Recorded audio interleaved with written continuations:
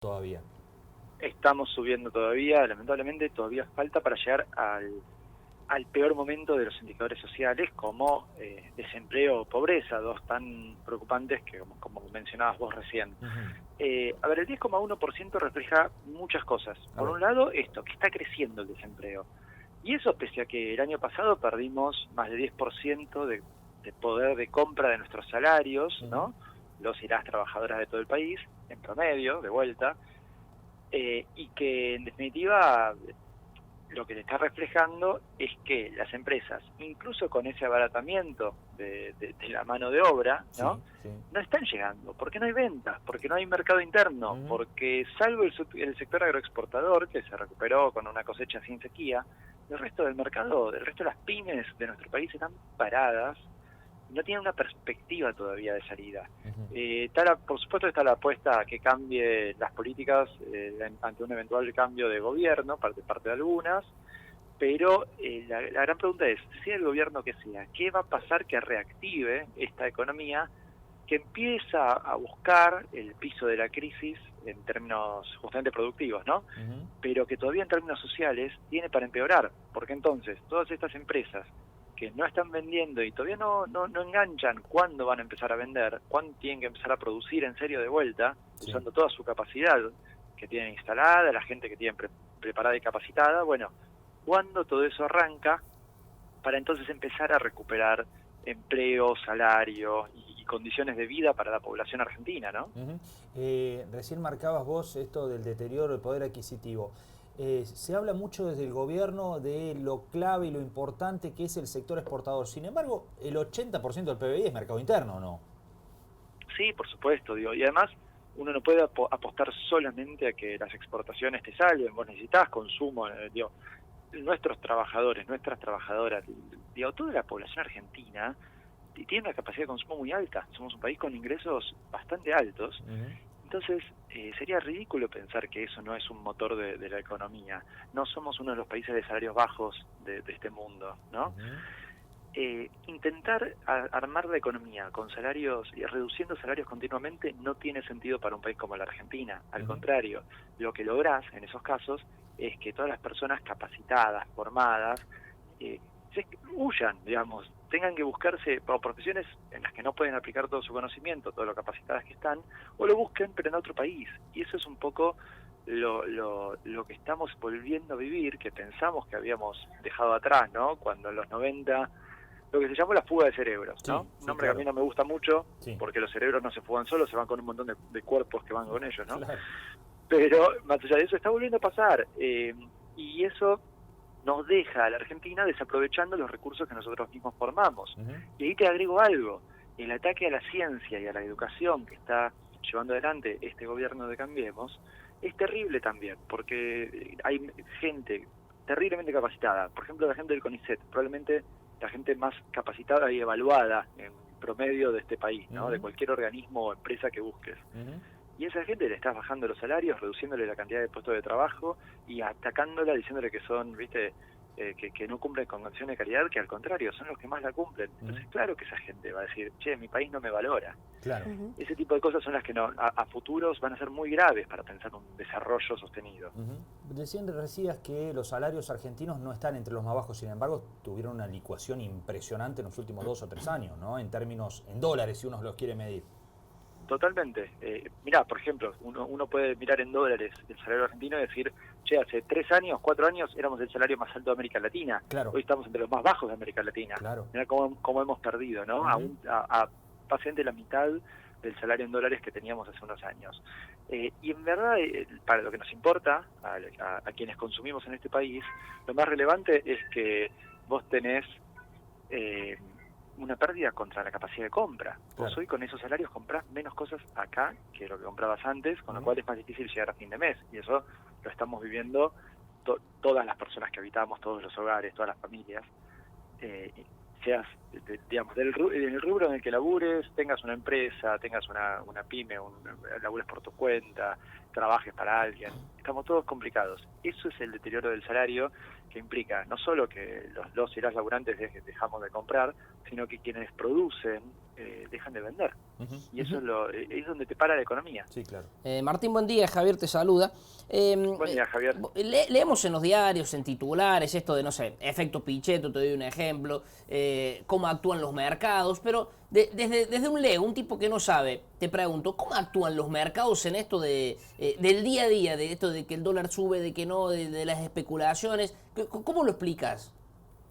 Bueno, es que el dólar es un precio muy particular, porque tiene dos o tres características. Digo, es un precio como cualquier cosa en una primera instancia, ¿no? Vos vas y comprás arroz, vas y compras yerba mate, vas y compras $1.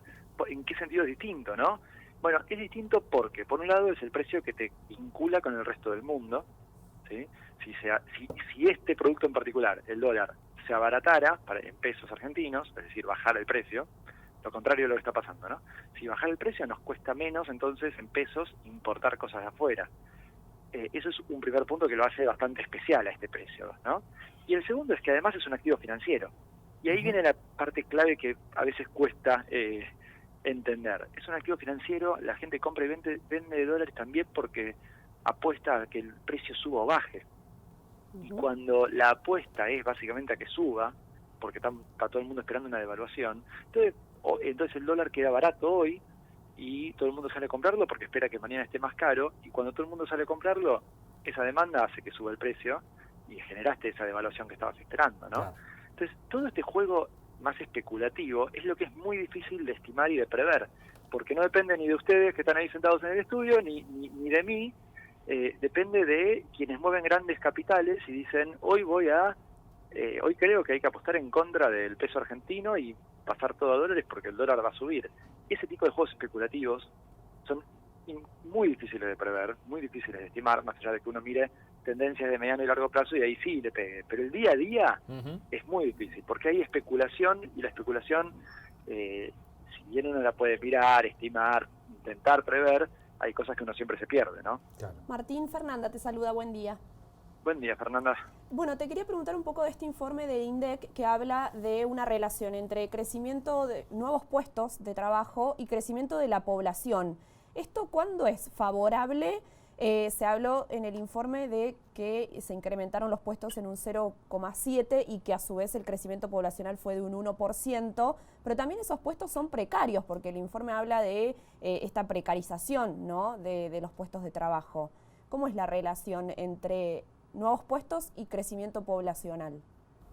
Mira, es tal cual decís. Lamentablemente, si uno mira este último informe, uno dice, ¿por qué aumentó el desempleo si al mismo tiempo están diciendo que crearon puestos de trabajo? Claro. Se crearon 140.000 puestos de trabajo en Argentina, pero el desempleo aumentó. Y bueno, hay que entender todo el proceso que está ocurriendo, que es, por un lado, que los puestos de trabajo que se están creando son muy precarios, tal como decías recién, Fernanda, porque son puestos de trabajo con pocos derechos laborales, ¿sí?, y poco salario en general, y poca estabilidad. Claro.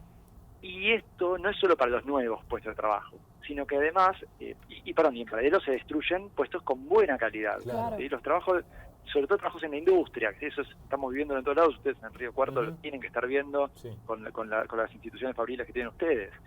Entonces, ahí se arma un primer punto. Pero todo este proceso de precarización viene ya de mucho tiempo, digo, podemos contarlo en décadas, o podemos mirar también que específicamente en los últimos 3 años los puestos de trabajo que se crearon durante el gobierno de Cambiemos han sido muy precarios, de baja calidad. Estos son los datos oficiales del Ministerio de Trabajo, sí, no, claro, es una apreciación. Son puestos laborales que no son registrados, que pagan obra social y jubilación y tienen todos los derechos al día, sino al contrario, o cuentapropistas, pibes y pibas que salen a laburar por la suya, claro, o trabajos no registrados. Estos son los datos oficiales. Entonces, ¿qué pasa? Por un lado, todos los empleos que se crearon en los últimos años son muy fáciles de destruir, muy fáciles de seguir precarizando. Acá se explica también buena parte de la baja del salario, claro, ¿no? Gente que no tiene derechos para después, no sé, afiliarse, claro, sindicalmente y pelear por su salario. Claro, están enmarcados.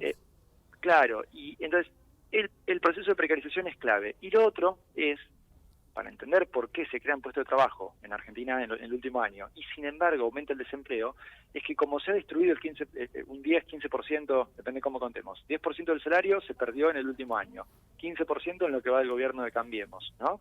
Esto en promedio, hay gente que obviamente perdió mucho más. Entonces imagínate un hogar que perdió en el último año 10%, 15% de su poder de compra, porque él o la jefa de hogar, que traía un sueldo, obviamente su sueldo ganó menos, subió menos que la inflación. Claro. Bueno, alguien más de ese hogar sale a buscar laburo. Claro. Esa es la respuesta obvia, ¿no? La respuesta típica. Alguien que hasta ese momento solo estudiaba y se concentraba en el estudio, o alguien que se dedicaba a cuidar a los niños, a las niñas, a alguien enfermo en la casa, lo que fuera. La razón por la cual cada hogar hubiera decidido que ciertas personas no tenían que trabajar, bueno, esas personas se ven obligadas a salir a buscar trabajo. Y entonces en la medición del INDEC dejan de estar inactivas y pasan a estar desempleadas, y ahí tenés también el aumento de la tasa de desempleo.